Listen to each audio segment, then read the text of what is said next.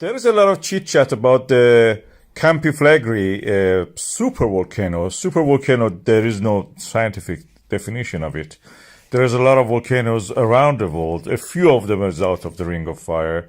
And this one in the Italy is supposed to cause a disaster. You see several craters around it, but what we are talking about is a big caldera.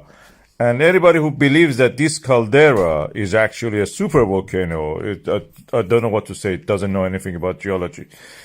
Volcanoes form when there is a subduction in this setting, of course. The distance and the geometry of the subduction determines how far away from the subduction zone you will have the volcano. So in this case, we have the Africa undergoing subduction under the Eurasian plate and creating these volcanoes dotted all over the place. There is a magma chamber under it. This magma chamber is feeding the volcanoes above it.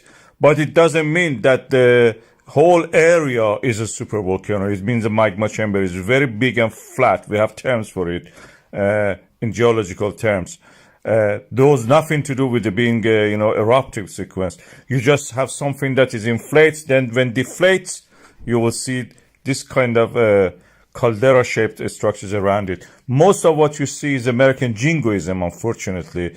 And unfortunately, this is leading, to some belief in the people. American way of life, it seems, that believes that every weekend for the Monday, the world must end because nobody wants to go to work.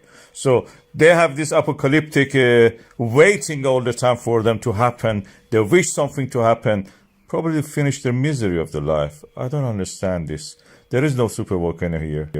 Every now and then this kind of news comes and people try to actually popularize this. This is from 2019. You see, they were telling exactly the same thing. And it didn't happen, as we know.